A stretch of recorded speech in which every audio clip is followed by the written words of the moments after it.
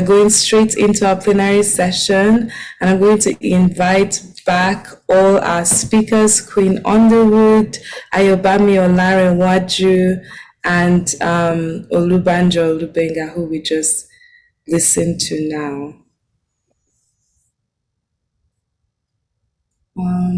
Yes, Queen is here. Ayobami, are you here? All right, I could just start with Queen. So the question I have for you here is, how do I, as a community leader, and this can apply to any one of us here, apply AI and data for global impact? Is there any specific aspect of AI and data that guarantees this? How, without being certified, without having like prior knowledge, how do we apply this to the work we're doing individually?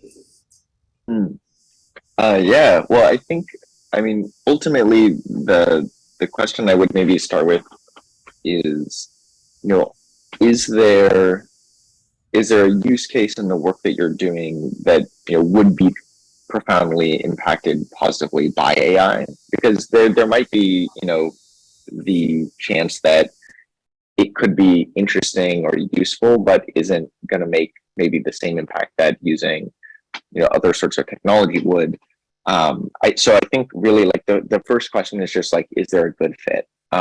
There's this like classic analogy in kind of the land of startups, which is when you start with the hammer, everything starts to look like a nail, rather than looking for the nails from the beginning. And I think with AI, sometimes it can be similar. So what I would start with is, are there prediction problems that you face?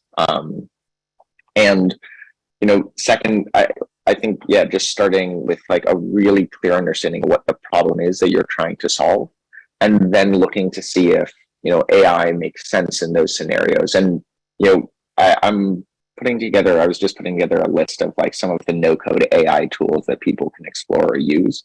I think there are a lot of interesting tools rather than trying to develop your own that you can maybe explore. GPT-3 is a really exciting one in particular. I think because it's much easier to produce a lot of content and raise awareness at scale more easily.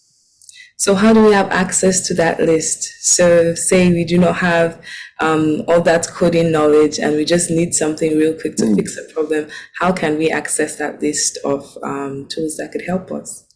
Yeah, I'll send it over. I was just putting it together while listening to kind of Olu's speech, but I will definitely send it over. And there are so many, and there are more every day. So it will be by no means complete, but I think it might be interesting or useful starting place. Awesome. Thank you so much. Last question.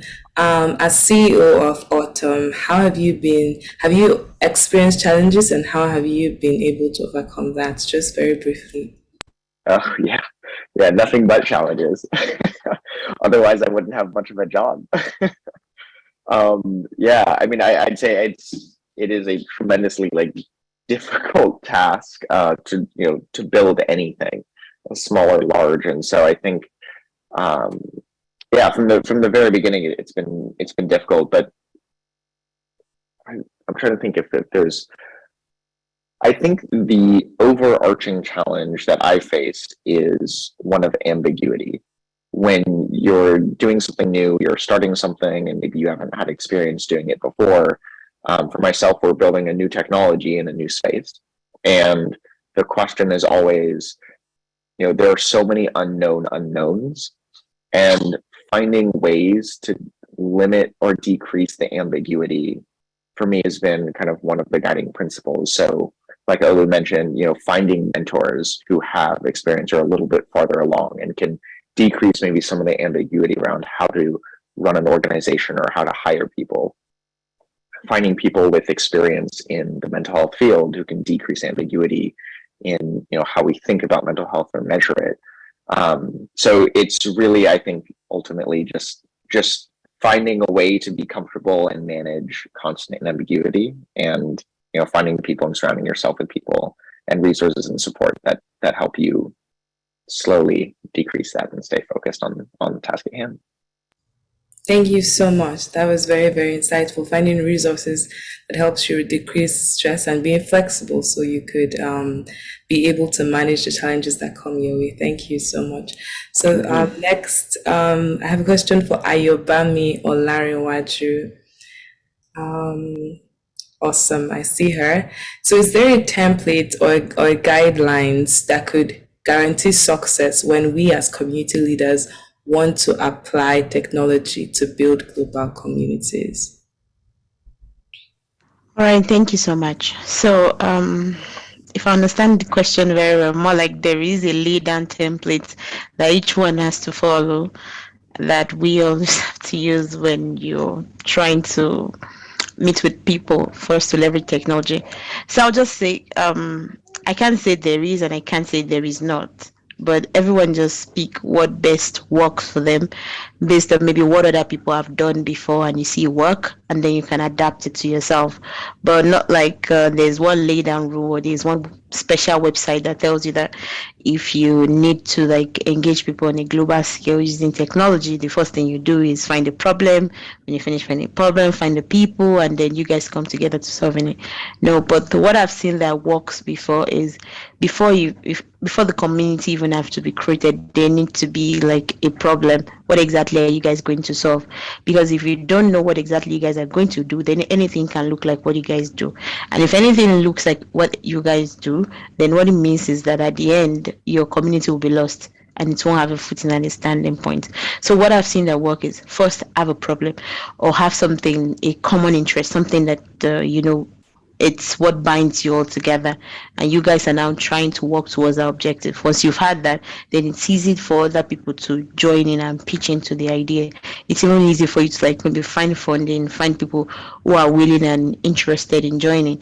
Another thing is just like Benga said, is finding people who are motivated, because if you don't have people who are motivated in your group, then definitely your community is going to fall apart, because there are going to be times when things are difficult, things are tough and situations don't work well.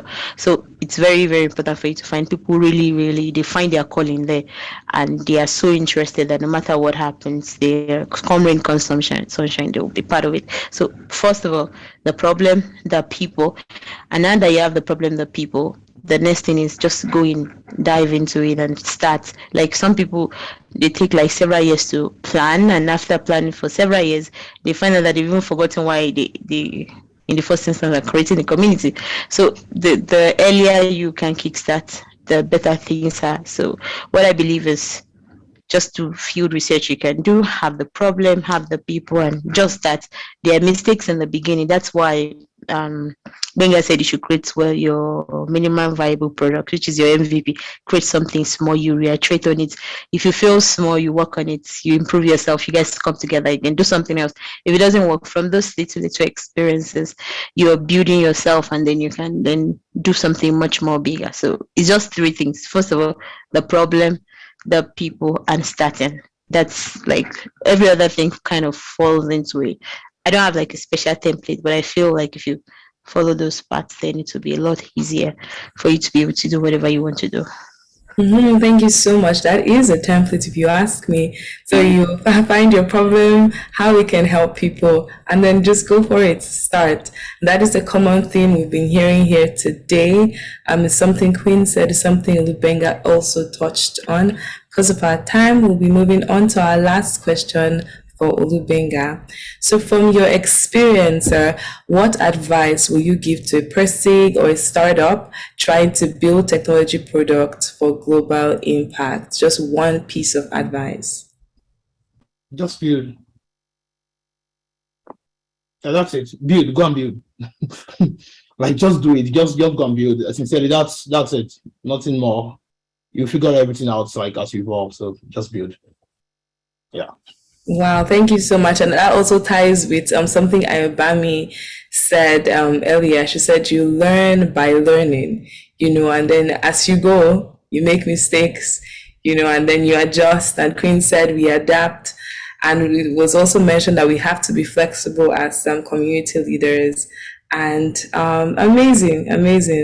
If you have any other question, please feel free to reach out to our speakers today via social media. They are available to answer your questions, I believe. Is that right, Queen Ayobami Olubenga? Amazing, Absolutely. yes. Yeah, sure. Yeah, they do welcome your questions. I'll hand it over to our convener, Samuel.